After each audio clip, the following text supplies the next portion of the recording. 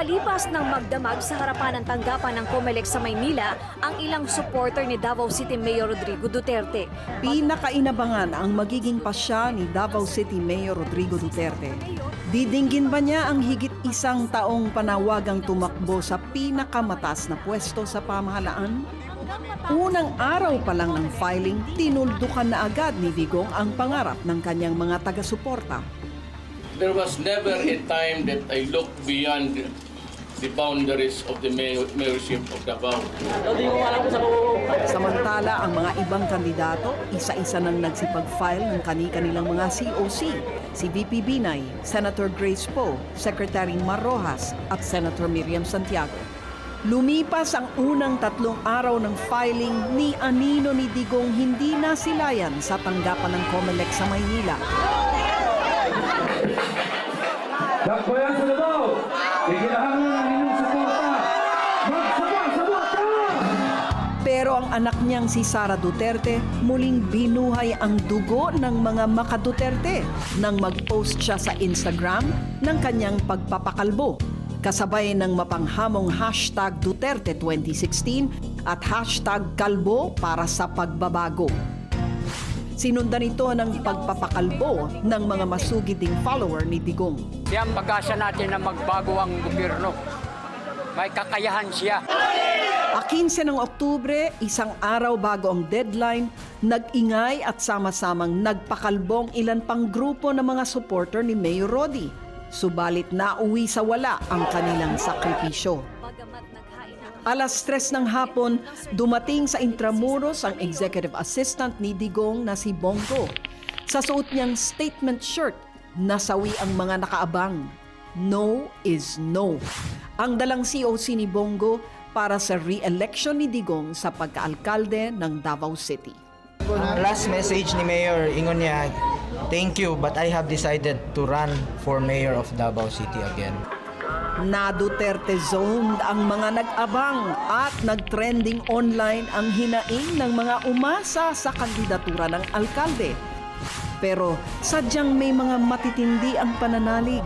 Kahit mag-file ng Certificate of Candidacy sa Davao si Mayor, meron ding option na pwedeng si Madam Sara yung mag-file dito.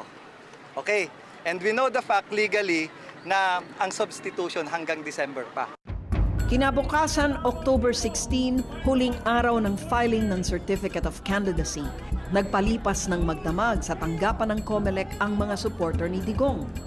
Umugong ang usap-usapan, lilipad daw pa Maynila ang alkalde. Hindi po kami natitinag doon sa ginawa niyang filing ng mayoral candidacy. Sapagkat naniniwala po kami sa kanya kung anong tinatakbo ng isip niya, uupo yun, wala po kami pagdududo doon. Nabuhayan pa sila ng loob nang mag-post na naman sa Instagram si Inday Sara, larawan ng kanyang COC para sa pagkaalkalde ng Davao. Sa pagpatak ng bawat oras, nahaluan ng duda ang pag-asa ng mga naghihintay. Sisipot nga kaya si Digong? Isipin mo siya lang talaga yung tumatakbong politiko na parang yung mga taong pumipilit. Hanggang sa sumapit ang alas 5, walang dumating na Rodrigo Duterte. Pagtatapat ni Bongo, kalaunan maging siya, sinubukan pang kumbinsihin ang alkalde pero bigo sila. May one last try ako nung that day. Sabi niya, hindi ko, Mayor, baka magbago isip mo. Sabi niya, isa ka pa. Sabi niya, nag-usap na tayo. Tapos na usapan natin dyan, hindi talaga ako tatakbo. That was the longest 12-hour my life. Hindi ko maintindihan na naiihi ako, na hindi ko naintindihan, nararamdaman ko, I'm so tense. Sa kabila nito, hindi pa rin namatayan ng pag-asa si Bongo at ilang malalapit na kaibigan at kaalyado ng mayor. Nakaisip sila ng paraan. Iminungkahi sa liderato ng PDP laban ang kanilang huling alas. Kung sinabihan ko si Senator Coco Pimentel, sabi ko, Sir Coco, hindi talaga pupunta si Mayor sa Manila. Nandito lang po kami sa Davao and we are unprepared na lumipad dyan. Kung gusto mo, ito, a mere suggestion only. Sabi ko, mag-file kayo ng substitution, pero wala akong assurance na papalit si Mayor. Nakinig ang liderato ng partido. Bago matapos ang araw, nag-file si Martin Dino ng COC para sa pagkapangulo. Ako po si Martin Dino. Miyembro po ako ng PDP Laban since 1982. Trainer po ako ng PDP Laban. Bagamat miyembro siya ng PDP Laban at chairman ng Violence Against Crime and Corruption, pawang barangay captain lang ang hinawakang pwesto ni Dino sa gobyerno. Kaya nagtaasa ng kilay ng marami. Placeholder nga lang ba siya para kay Digong? Sa panuntunan kasi ng COMELEC, mayroong hanggang December 10 ang mga partido para palitan ng isang kandidato ng kanyang kapartido sakaling ito'y mamatay o di kaya'y madisqualify. Tuloy ang mga ugong sa kandidatura ni Digong. Ilang araw matapos ang filing ng COC, namataan siya sa isang mall. Dito, eksklusibo siyang nakapanayam ng News 5. Ay, sir, so paano yung presidential run mo? Wala na yun. I filed my COC as mayor of Davao City again. Sir, walang substitute? Kasi I believe yung isa niyo You po are talking kapatid. about December? Yeah. Yeah, that's the window. That's Yeah. what you're talking about. Yeah, so sir, I might still go for it. so will you go for Well, it? I said I leave it to God. Wala, ayaw ninyo magtanggap ng sagot eh. If I say ayaw, magalit man. So, scale of 1 to 10, Yeah. running for president, Yeah. 3. Pinagkaguluhan ng mga nakarinig ang mayor. Nabuhay ang pag-asa ng mga taga-suporta. Pagtatapat ni Bongo, isa itong mahalagang pangyayari na kumurot sa puso ng tigasing si Duterte. Nagdagsaan yung mga nagpa-picture. Ang dami, 2 oras siya nakatayo doon. Yung iba dumadaan, galit.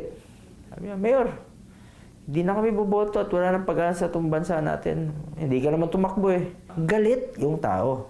So doon niya nakita na andyan pala yung real clamor. Nang salain ng COMELEC ang listahan ng mga nagnanais maging kandidato, maraming kumwestiyon kay Dino at nabansagan pa siyang nuisance candidate. Pagtatanggol ni Dino, Tandaan niyo po, ako ay inendorso ng aming partidong PDP Laban.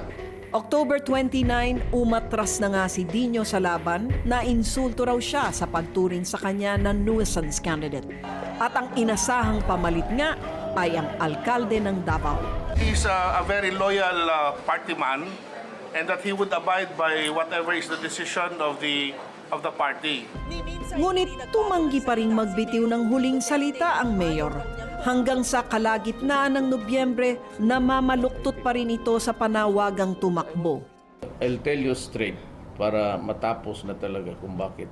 Maybe duwag ako na pagkatao. Parang gano'n, fear of failure. But you know, the problems of considering the enormity of the problems confronting the country, talagang maging duwag ka. Habang naghuhunos dili ang mayor, umarangkada naman ang mga kasong disqualification laban kay Senator Grace Poe. Naliko ang atensyon ng publiko sa Senado kung saan dinidinig noon ang kandidatura ni Poe. Sa puntong ito, akala ng marami tuluyan ng magagarahe ang biyaheng pampanguluhan ni Mayor. Ngunit nang paboran ng Senate Electoral Tribunal ang kampo ni Poe, ginulat ni Digong ang lahat sa kanyang deklarasyon. I do not like the ruling of the set. The treaty says that foundlings should be given citizenship by the country where they are found. Period. Kaya matapos ang ilang buwang hulaan kung tatakbo nga ba siya sa pagkapangulo o hindi, Nobyembre 23, 2015, tinanggap na ni Digong ang hamon. Yes, I am running. But the formal declaration would be made by the PDP. Ako ang presidente ng Pilipinas. Kayong mga durugista, yung araw na yan, magbigti na kayo. Kung anong bagal ni Digong magpasya sa pagtakbo ay siya namang tulin niya sa pagpili ng pangunahing plataporma.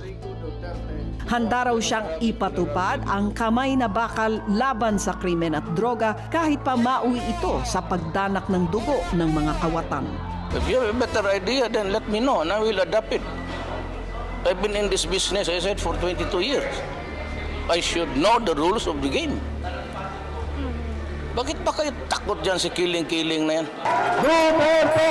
Imposible sa pananaw ng iba pero track record na raw niya ang magpapatunay. Kaya niya itong tuparin at handa pa siyang itaya ang kanyang sariling buhay kung di niya ito mapanindigan. Patayin ako, di patayin ninyo ako.